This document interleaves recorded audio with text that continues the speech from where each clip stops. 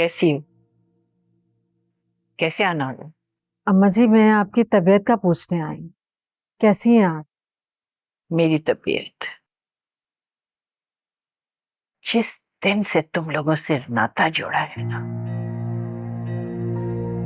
वो हाल है कि पूछो ही नहीं।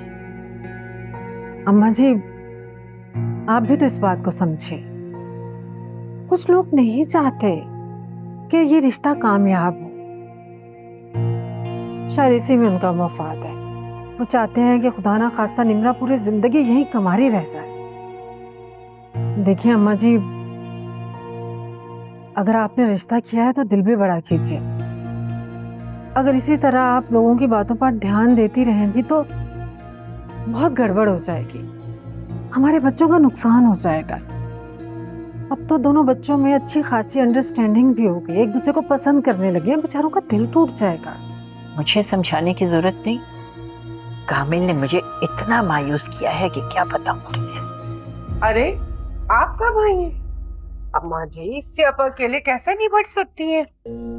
ये तो 2 मिनट लगाएगी अपनी लच्छेदार बातों से आपको उलझाने में। मुझसे बात करो, मुझसे।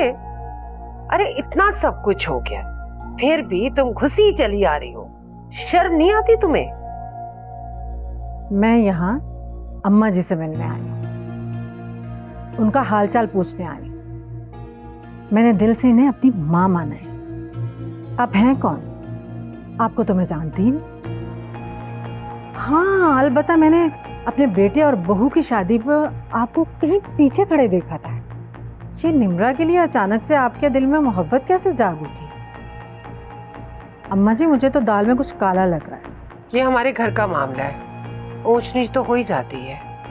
मांस कभी तन से जुदा नहीं होता। और तुम क्या रोज मुंह उठाकर चली आती हो? क्यों अम्मा जी, मैं ठीक कह रही हूँ ना? अभी तुम जाओ यहाँ से। मुझे तुमसे बात करनी होगी तो मैं पैगाम भिजवा दूंगी। सुना नहीं तुमने अम्मा जी क्या कह रही है? बिला वजह हमारे घर में घुसने की जरूरत नहीं है। तुम चुप करके बैठो, मैं अम्मा जी से बात कर रही हूँ। दरअसल अम्मा जी का आराम के टाइम है। चलो उठो यहाँ से। चारिया, तुम अपनी कमेंट्री बंद करो। अब दोबारा मत आना हमारे घर।